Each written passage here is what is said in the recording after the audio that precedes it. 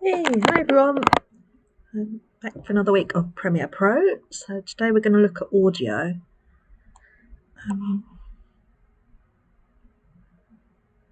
Is anyone not muted? No, looks good. Okay, so I'm just going to talk through a couple of things because I like to talk at you when I see you.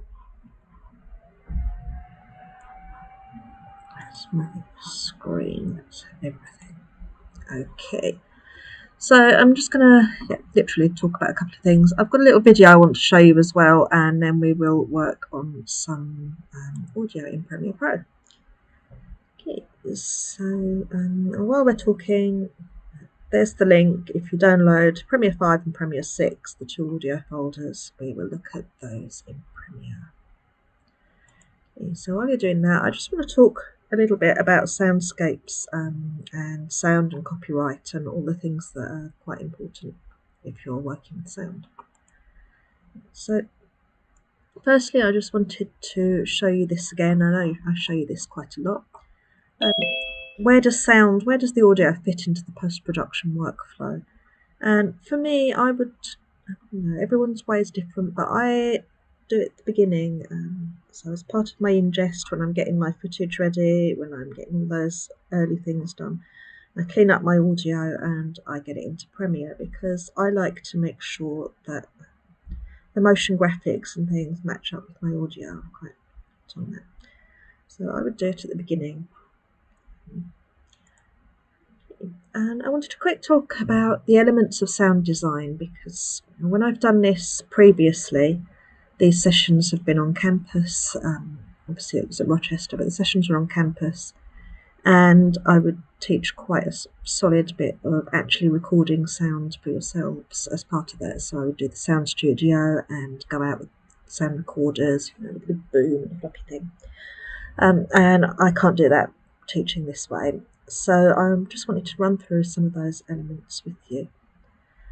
And I love this quote on the right. Every place on the planet has its own voice. That voice changes with the time of day and the time of the year. That's really relevant, I think, because there is never silence. Everything always has its own sound, even if it's just a little bit of atmospheric sound. If everything was silent, if suddenly you couldn't hear anything, that would be very strange and it wouldn't work. So when you're making your animations, your GIFs, your films, whatever you're doing, bear that in mind. Silence isn't necessarily the right thing. Sometimes there's a place for it, but things should have some atmospheric background. Something should be happening. So there are theoretically 3 elements of sound design, so I'm told, and so dialogue, music, and silence. And silence is generally just brought in for specific parts of a film, just to emphasise something. You don't generally have much silence. And then there are sound effects, and there are several different types of sound effects. We'll talk through them and the best way to record them, just because we would do this in the studio otherwise. So we'll have a look at making your own sound. Recording sound at UCA. So we've got a little recording studio. I am in it at the moment. It's available by speaking to Tony in the camera store. So where you borrow cameras and tripods and things, you can book the small recording studio in there. And he'll give you the key. You need an induction, which is quite quick. So if you want to use it, let me know and I'll give you a quick induction, or Tony or one of the other digital media techs or somebody will run that through with you. Don't be put off because it is quite straightforward. Once you've seen it done once, you can just follow through what you're doing. You can borrow handheld digital recorders and professional microphone and recording equipment from camera stores. So again, that's something that you might need a little induction. We can go through with you if you want it. So always ask if you want something. Everything you borrow from camera stores is free, so feel free to get stuff out, have a play around with it, and have a go.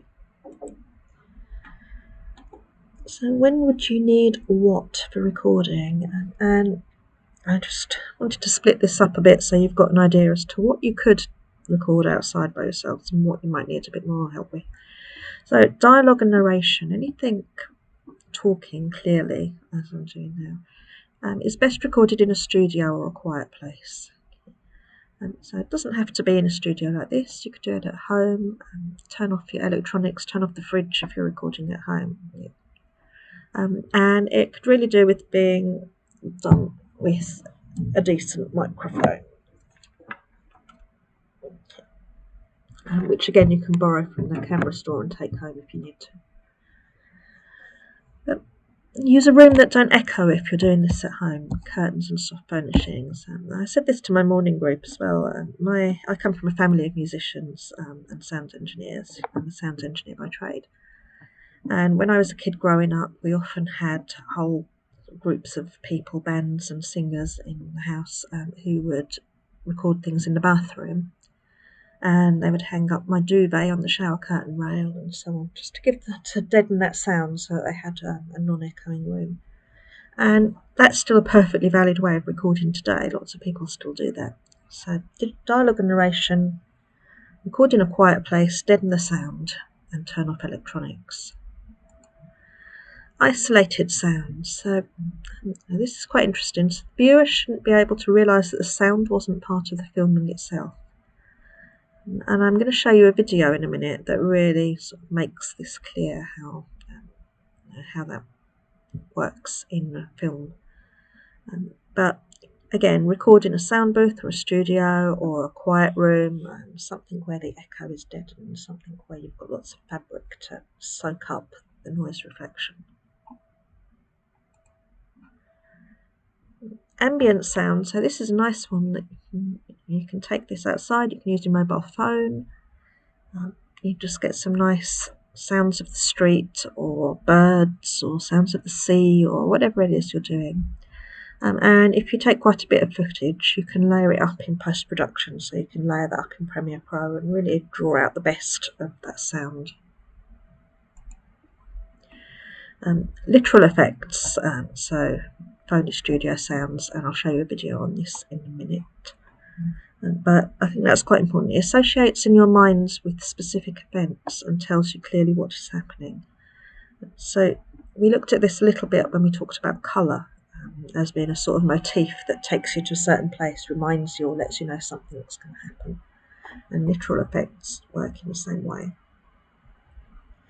And speciality sounds, if you were going into any kind of animation or film, you might want to be making your own sounds.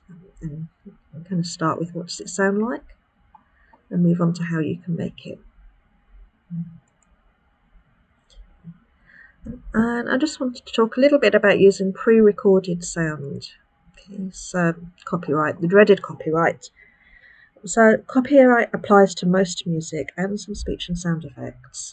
It's illegal to use copyrighted music without permission, and it can be expensive to breach that. So if you use copyrighted music without permission and put it online, you can be sued and it can be quite expensive. You can be charged lots of money. So a little bit about what you can and can't use with copyright. If your video is for educational purposes, which everything you do within the university as part of your project is, and you're not sharing the video publicly, or if it's for personal use, you can use a copyrighted song. So if no one's going to see your video other than your lecturers, if you're just making a montage of children for a family birthday or something, then you can use copyrighted music.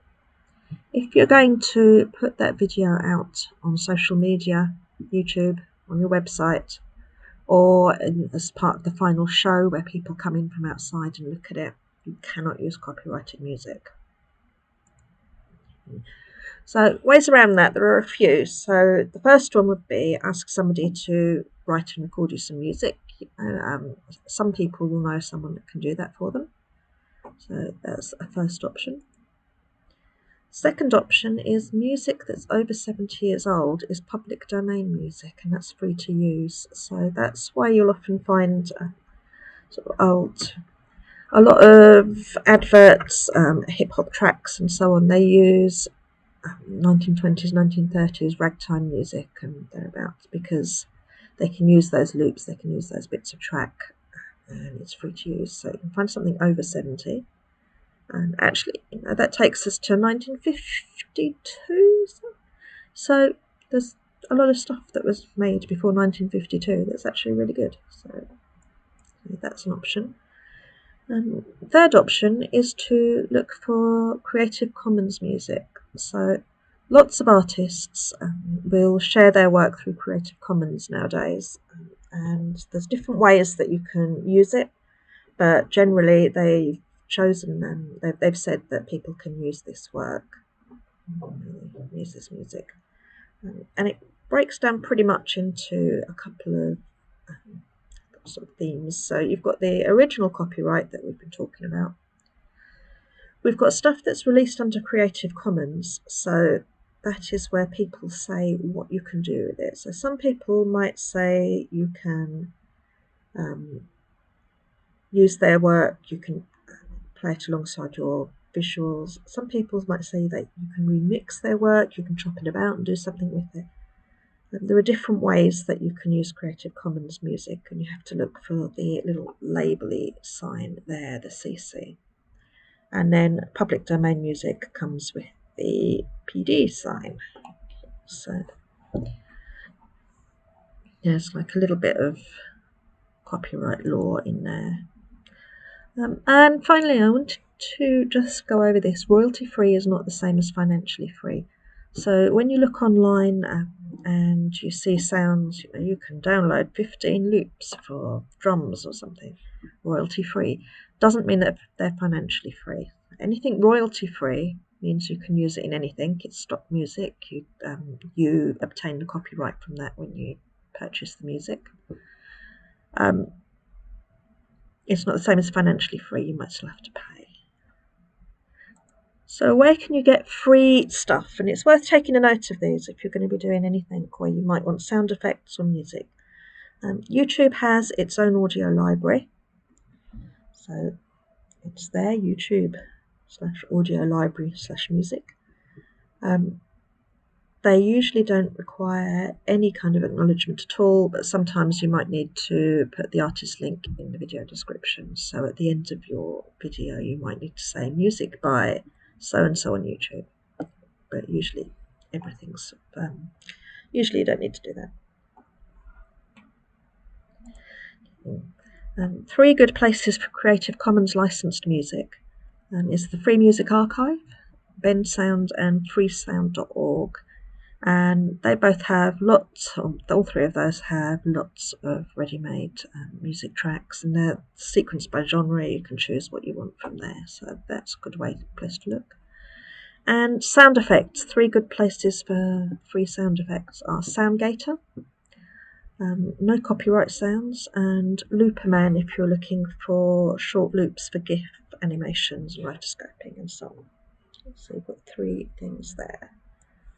So I'm going to get rid of that. And I'm just going to play you this video. I can make my screen a bit bigger. On making Foley sounds, because I just think it gives you a bit of context as to how this works.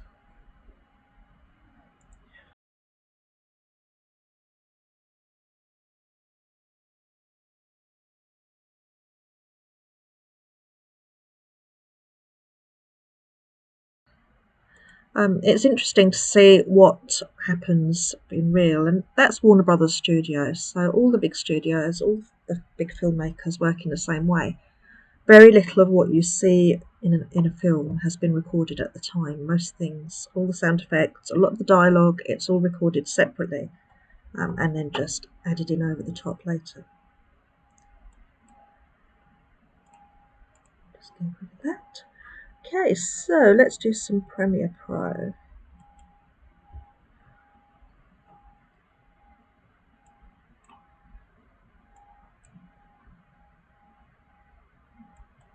Lots of trouble with my computer, keep crashing at the moment, which isn't helping.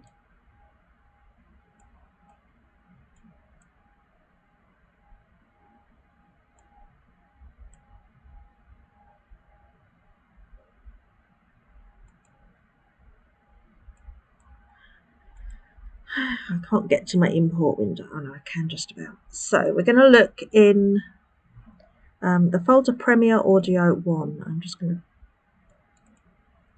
to bring in the folders from there. So audio levels and J-cuts.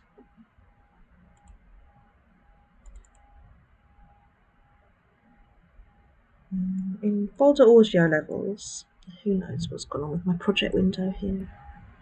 There are two bits of footage. So we've got a video layer that also has some audio on it.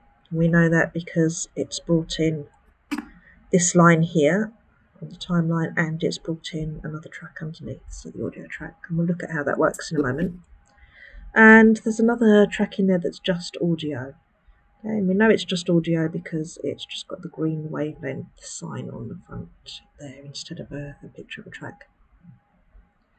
So I'm in the audio workspace. I just reset that.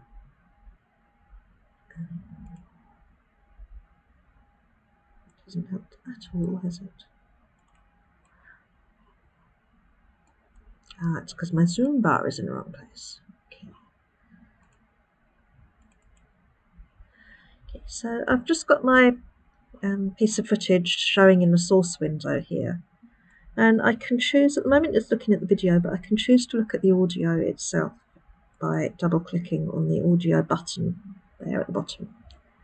That shows me the two audio tracks, left and right. So what we're looking at is the sound that comes out of your left speaker, the left input, the left output on the top there, and the right on the bottom. I can use the little toggles at the side to just visually change how that looks and widen it out a bit. That won't affect the actual track, it just changes how you're looking at it, and sometimes that can be a bit easier to see. So there's my entire audio track. I can mark this in and out in the same way as I would with footage. So I can mark in and mark out and play the timeline along in the same way as well.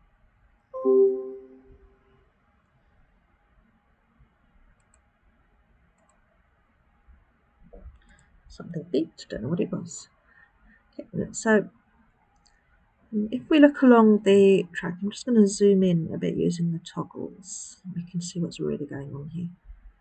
So the closer I zoom in, the more you can see the wavelength. So I don't know how much science you've done so far, but what you can see in front of you is a visual representation of the frequency of the sound.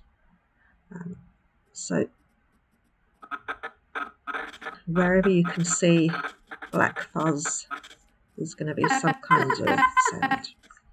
That's really helpful for cutting things out and cutting things down because you can see what's going on. Not only is it a visual representation of the frequency, it's also showing you the amplitude or the volume of the frequency. So the higher these peaks, these really high bits, here, the louder that is going to be. So it's quite a good way of telling where there's going to be some audio and where it's going to be much louder than other pieces.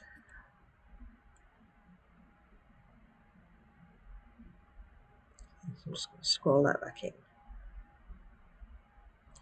And so you can see all these little bits of blob are where the dialogue is going to be. If I play that through. Hello, how are you feeling? A little confused. Excellent. That's perfectly normal.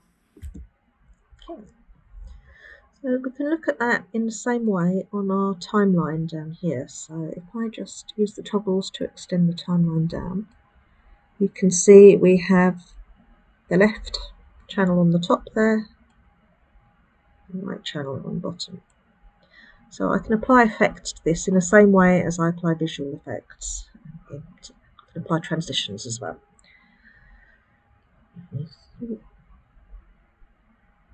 So next to this, we've got the general sort of overall output here on the right hand side. So if I play through. Hello, how are you feeling? A little confused. Excellent. That's perfect. So this is our output levels monitor. Audio levels are, just move some stuff around so we can see everything. Audio levels are measured in decibels usually. So, and you'll have heard decibels. If you're under a jet plane, it might be 120 decibels. Somebody screaming might be 30, and somebody laughing might be 6. So the sound goes, the decibel number goes up as the sound goes up. And digital audio doesn't work that way. So 0 dB is the loudest you can get. Anything quieter is a negative number, so -6, -12, and so on down. If you go over 0 dB, it will clip the sound off, and I'll show you what happens then. So we're just watching this right-hand panel here. Perfectly normal. Welcome to the simulation. So that bit that was too loud gave us this red sign on the right-hand side. And when it hits that 0 dB line, that yellow line with the red above it, it clips the sound off, so you end up with a kind of crunchy, distorted effect. The what? This is the ancestor simulation. 1,000 years ago. So you lose some of that audio quality. We don't want that, so we need to keep our sound levels down below that yellow line. Okay, and we'll look a little bit more about that in a minute. So the noise floor, which is the quietest it can get, is silence pretty much. So low-level background noise would be your noise floor. And if it gets any quieter than that, it would be silence. So these audio meters, there are different settings. So yours will probably have dynamic peaks set. And I'll just reset the indicators. So you can see the sound level go up and down. If we right click in here and change that to static peaks, it will leave the markers at the loudest point so you can see where your loudest point is, and you might want to go back in and just tailor that down if it's clipping up at the top. Not too big.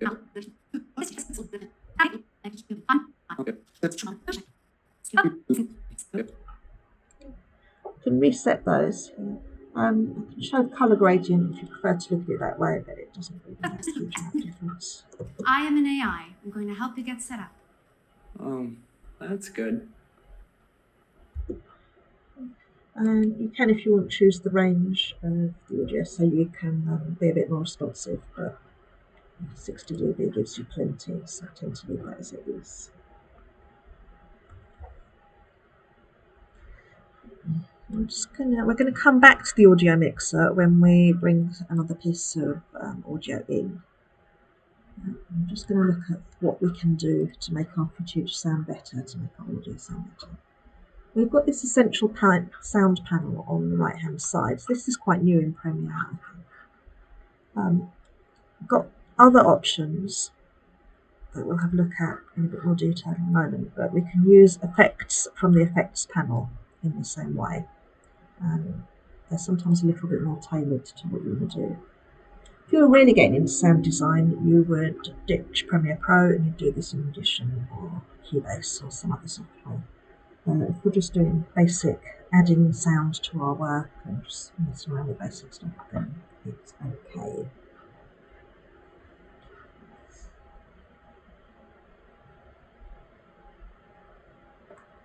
So we've got this essential sound panel on the right hand side, and from here I can choose a type of sound that applies to mine. So at the moment it's dialogue, so if I click on dialogue, I've got some presets here, so I could choose from the presets and see if they improve my sound. This isn't very... a little... Just looking for female voice. Hello. How are you feeling? So that's flat or with no effect. We could add first of those effects. Hello. How are you feeling? And you can hear straight away you've got more resonance, you've got more reverb. It's just sort of echoes slightly, but it's also a bit clearer. It's a bit of a nice sound, and there's lots of. Hello, how are you feeling? A little confused. Excellent. That's So you can find presets if you want to use. If you've got a piece of, if you've got a clip like this one where you've got a male and a female talking, you can either cut it up and apply female and male to the different areas, or you could just pick something else and go in a large room or something. Would be just as good. perfectly normal. Welcome to the simulation. So you've got all these options here. Sound repair, you could add in got reduced noise in there, which will reduce background noise, but I'll show you a better way to do that shortly. And same with rumble. Dehum. In sound booths particularly, you often get a hum from the electrical equipment, and it will be at 50 Hz or 60 Hz. So you might want to turn that on. If you've got that going on in the background and you can't get rid of it, that would be a dehum. DS we look at separate. Dynamics and EQ are really just taking from these presets and making improvements there.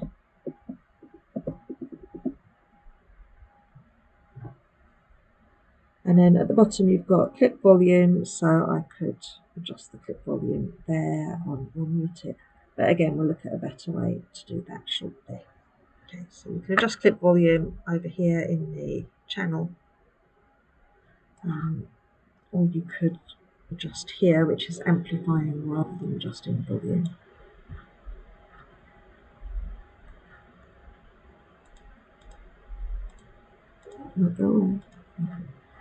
Okay, so I'm going to bring in another clip.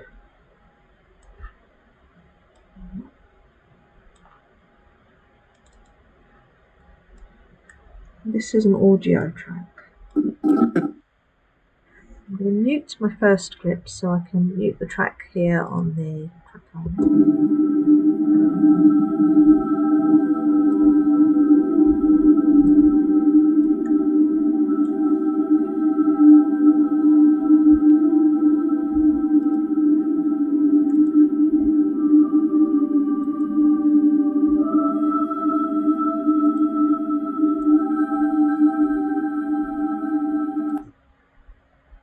So I've got a bit of audio that's, I suppose it's music really, but it could be ambient depending on how you look at it.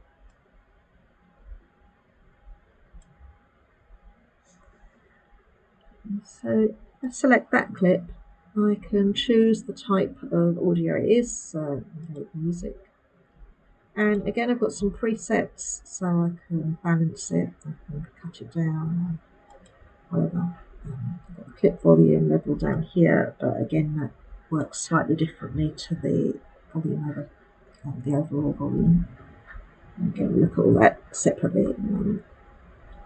We've got something called ducking. So ducking is the process of lowering the volume of something when another clip is in effect. So it's used quite extensively if there's audio, if there's speech and dialogue.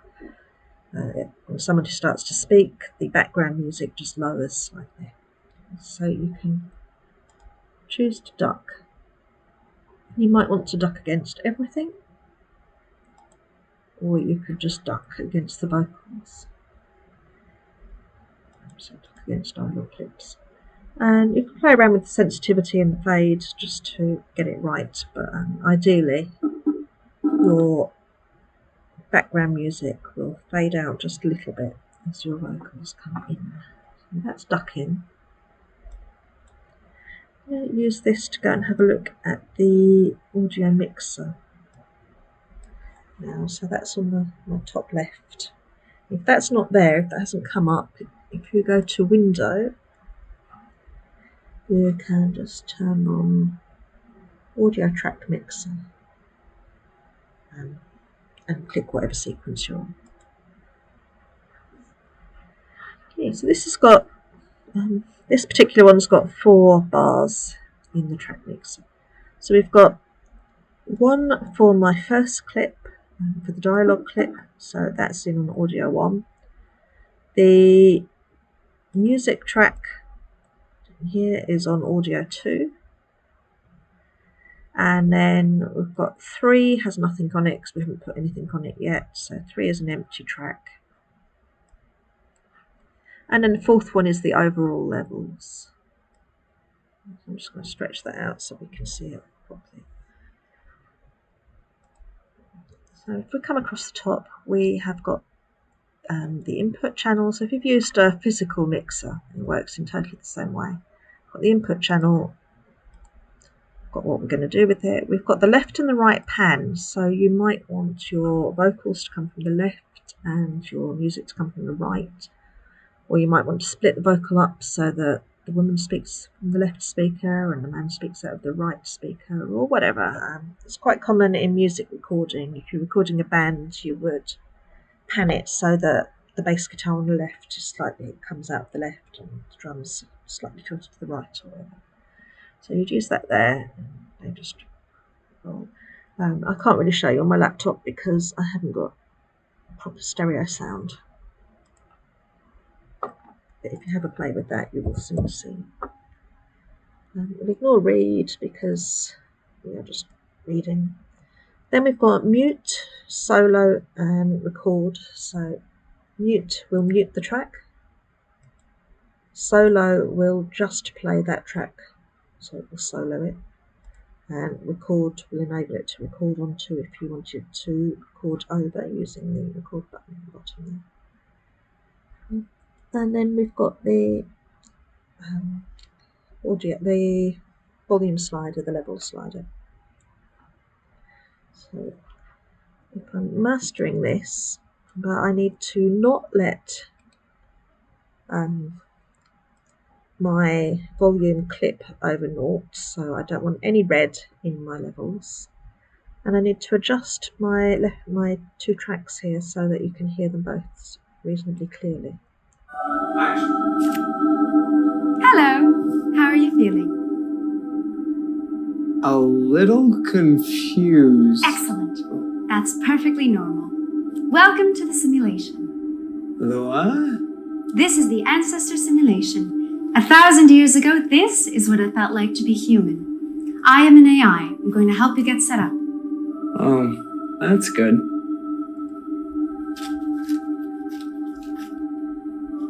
This isn't very realistic. This is just to get you into the experience.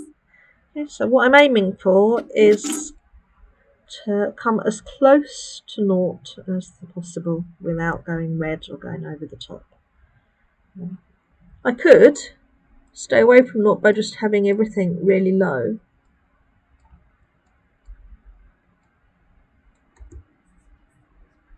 But you know, then you can hardly hear it, so it's not very clear. This isn't very realistic.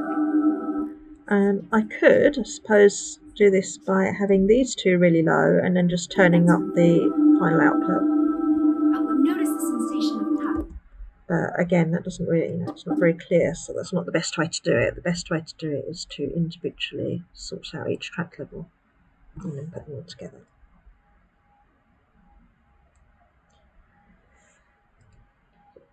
I'm just going to get rid of this.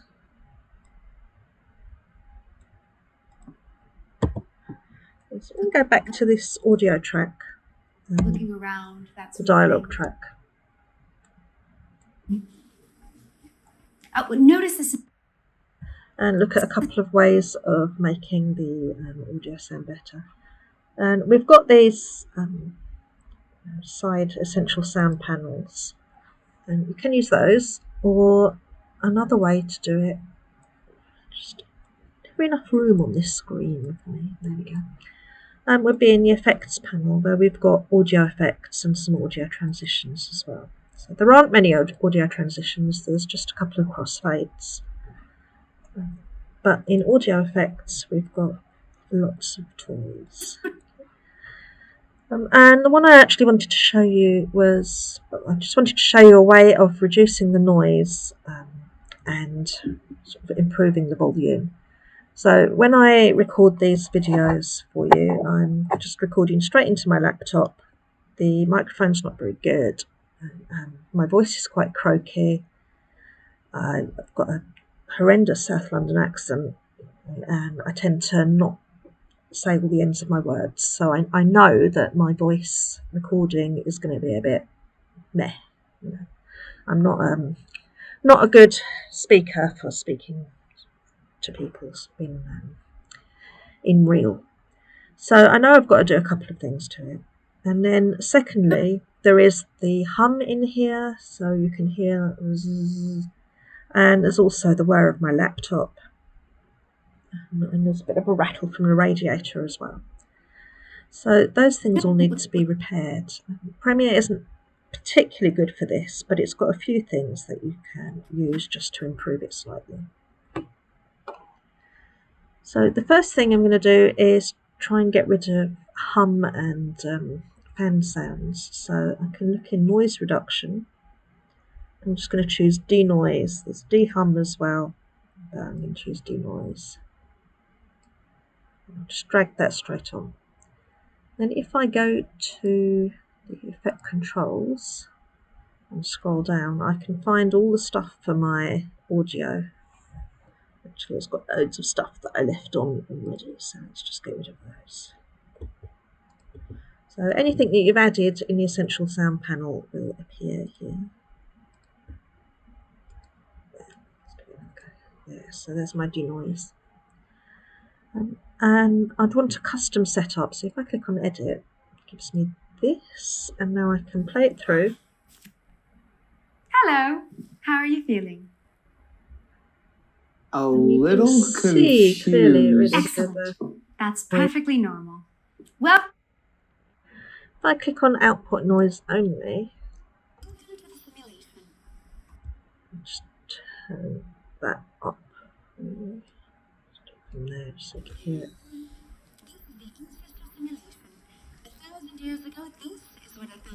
You probably can't hear it very much. You'd be able to if you were actually in front of my laptop. But you can hear all the if you were here, you could hear all the excess noise that is just coming up in that track. So I can process that to get rid of it. So I would be doing that. excellent. That's perfectly normal. Welcome to the simulation. The what? This is the ancestor simulation. So that would 1,000 that's years a ago, denoise. this is what it That will felt get like rid to be of a lot of the. I'm saying this, and I know you can still hear the hum and the whir, but that's because my laptop is running at the same time. So when I export that bit of footage, you wouldn't hear that, but because it's all running together, you can. So that's the denoise.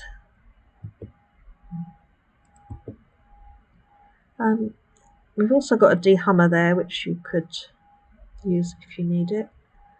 We've also got amplitude and compression.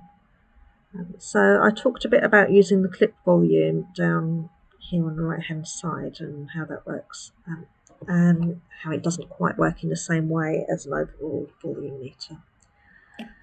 So we've got amplify, which will literally amplify rather than increase the volume, so it's boosting the signal, it's boosting the sound, and that is probably a little bit better to use. I'll just edit that. Action. Hello, how are you feeling? A little confused. Excellent. That's perfectly normal. And I've Welcome got to some the presets simulation. in there, so I What? generally, if I This is the ancestor simulation. recording 1,000 years ago, this is what it guys, felt I like to would be just human. I am an AI. I'm going to little help you boost get on. set up. That's good. Just find a bit where she talks a little bit.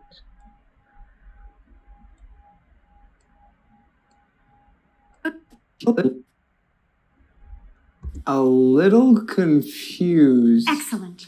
That's perfectly normal. Welcome to the simulation. The what? This is the ancestor. So again, you probably can't hear too well over the noise of my laptop fan blubbing away. But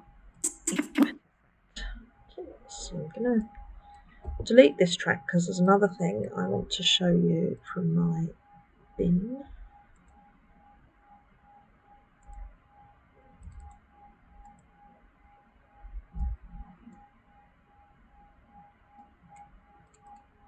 I'll go and get it again since my project manager is being a pain.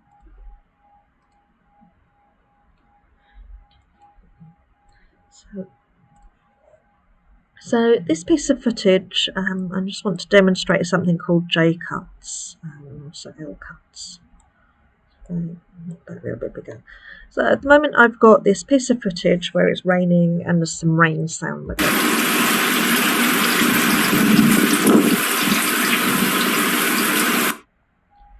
And a really common tactic in film editing, and you will see it all the time, especially now that you're looking out for it, is where you can hear the sound effect before you see the footage. So it kind of gives you an idea as what's coming. So I'm just going to unlink that there. And then if I just drag the visual across a little bit. Now what we're going to have is the audio comes in, and then you see the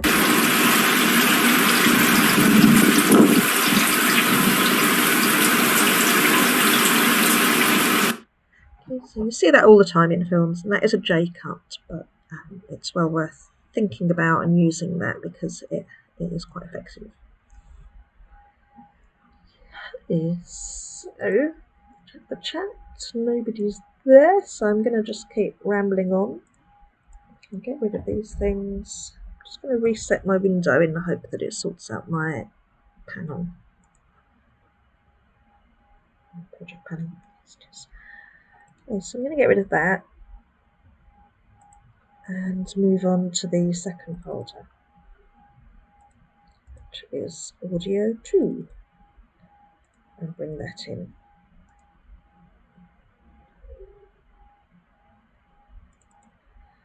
So this is just a fun exercise, really, hopefully, where you can practice putting together the different sound effects and how things work. So I've got this bit of footage here, which is an old bit of Charlie Chaplin footage.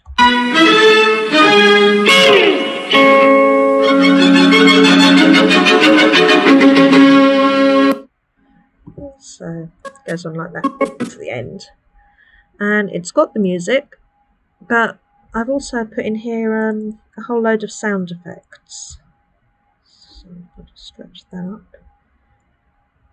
You can see there's plenty in there. And if I mute the music track for now, I can use the sound effects to add to my Charlie Chaplin footage.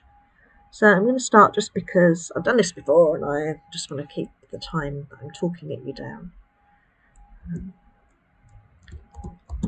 going to start here, where I know there is a lion snoring coming up.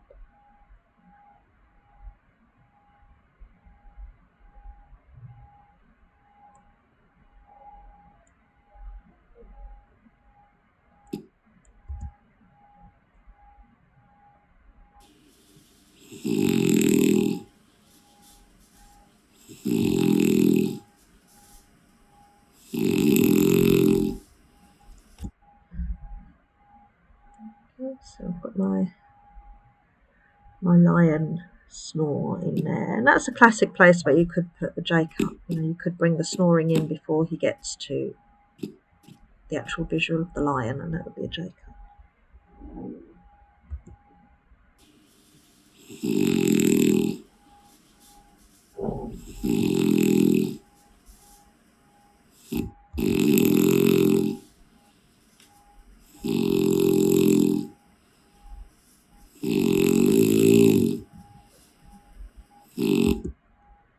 And then I think I would like some sort of clonk noise there.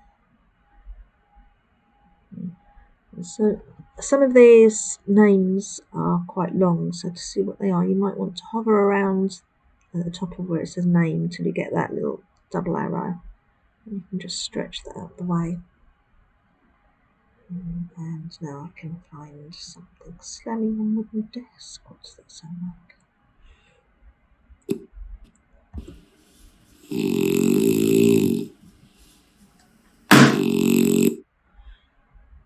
Okay, so I just need to line that up with my bit of footage.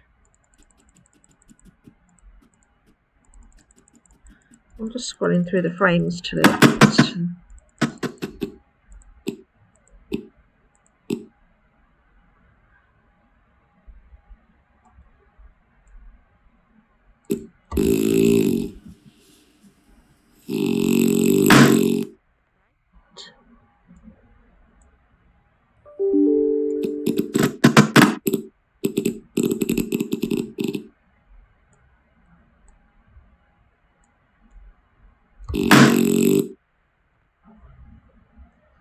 so I could go through that now.